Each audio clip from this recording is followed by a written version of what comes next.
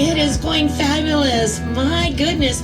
Our listeners have been looking so forward to having you on the air. Oh, thank you. I'm excited too. Thanks for having me. We love you, darling. My goodness. You have just been all over the place, right? Open for the Rolling Stones? Oh yeah. That's been pretty crazy, honestly. It's been kind of a wild time, honestly. It's been very rock and roll.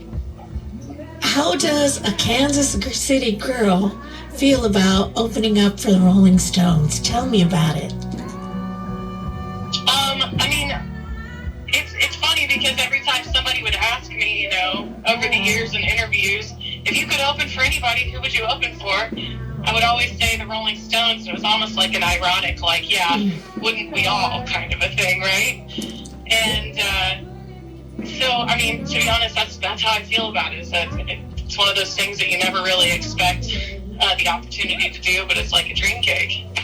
But you know what the thing about is this the power of manifestation, and you put that out there, and you did that, Samantha.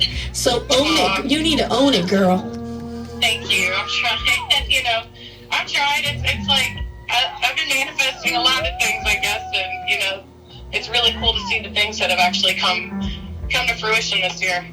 That's right. I saw you at the Crossroads Festival. Eric Clapton. Yes. Yeah, that's another one. I mean, I saw that. I think I watched that DVD when it first came out, back in 2011 when they did the show in Chicago with Gary Clark Jr. and Doyle Bramwell and Jared D'Souza and all that. And I remember seeing that and going like, God, if I could just get on that lineup someday, somehow, that's like, it felt like it would be a pretty big moment. And yeah, so to be called for that and to go to LA and play at the Crypto Center, it was really, really cool.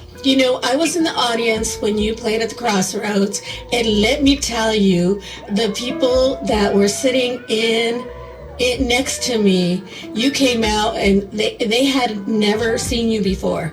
And there was this gentleman sitting with his son, and they're like, who's, okay, who is this?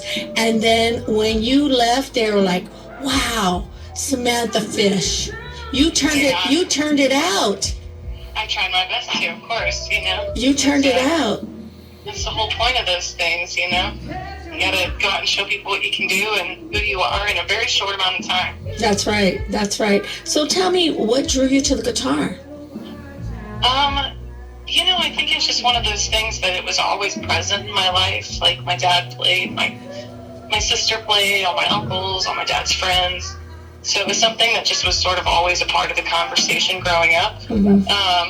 And I picked it up around 15, kind of on my own at first, just sort of trying to figure my way out on it. And then my dad showed me a few things, and a couple more people showed me a few things. And I'm mostly self-taught, pick up stuff by ear. I just really took to it. So how about collaborations this year, too? You've had a lot of great collaborations. Yeah. I mean, the Jesse Dayton one is the first one that comes to mind with the Death Wish Blues record. We made that album and toured together for about a year and a half. And that's probably the most in-depth collaboration I've done in a long time. Save for maybe Girls with Guitars, that was another one. But yeah, we made the record. I got nominated for a Grammy. I got to work with John Spencer, who produced it. That was pretty amazing. And then the world just kind of opened up to other collaborations, working with songwriters, and it's something I love to do. Well, you're doing it very, very well, and you're opening the doors for all those young girls who are sitting there. Thank you. And they have big dreams, to get on that stage just like you and pick up that guitar or saxophone, whatever it is, and it really is paving the way for young people to say, I want to do that and I can do that.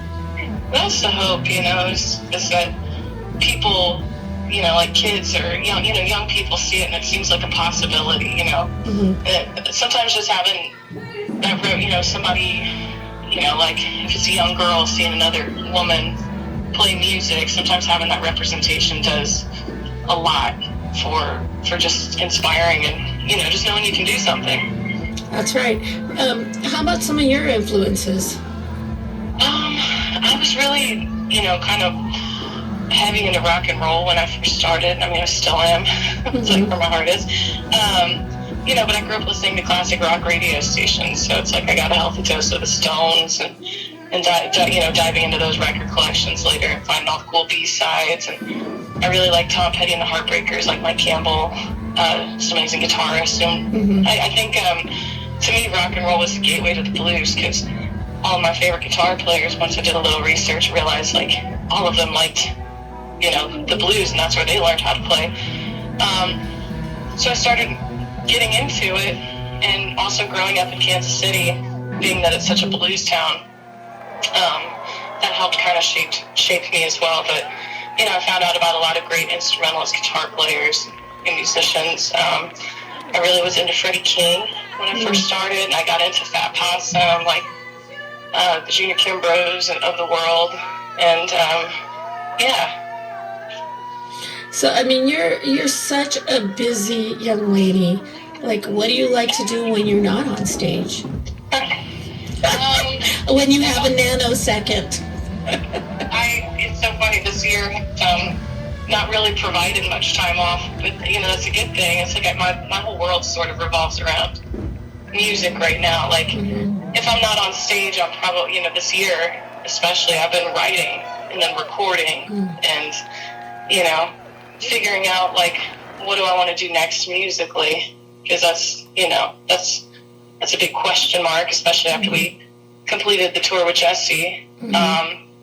So really this year, there's not been much downtime. When I get time off, I try to, like, go rehabilitate the relationships that I've neglected for months and months and months at a time, like see family and friends.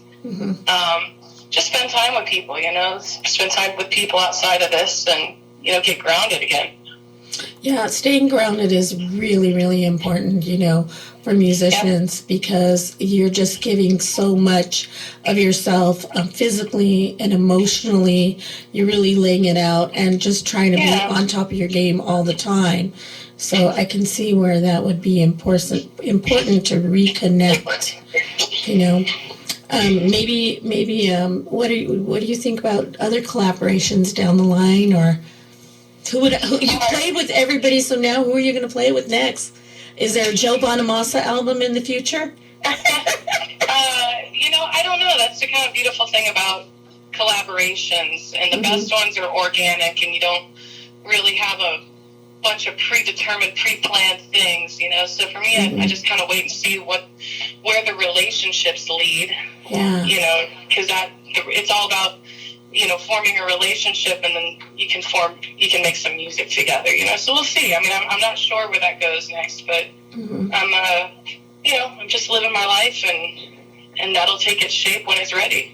It's been really, really neat, because within our blues community, we get to see artists and where they start and where they grow, and we're kind of in the background, kind of like cheering each other on, like, can you believe where Samantha is now? Can you believe, And so we're right behind you. I'm on the board for Women in Blues, and we put a show on every year at IBC's. I know you're familiar with that, the International Blues Challenge. And so we do the lottery, and it's so neat to see women who have come up in the blues, where the musical journey takes them.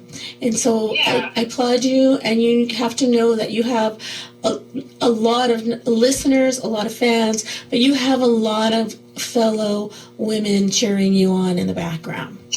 Oh, well, thank you so much. And I do feel it, we have such a great community, in this genre, the blues world, the fans, the performers, the promoters. I mean, there's just a great community of people who are, caring and supportive of one another. I feel blessed to be here, so I appreciate it. Thank you for the kind words. Yeah, it's a great genre to be in.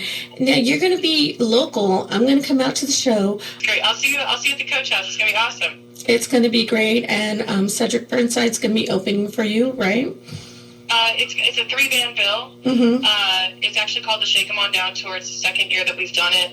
And honestly, it's really cool because it's kind of been this collision of genres, which is what we wanted to do. You know, we're out with John Spencer, who's an amazing performer. He's been killing it every night. He brings so much energy to the stage. And then Cedric is going to play, and then we play.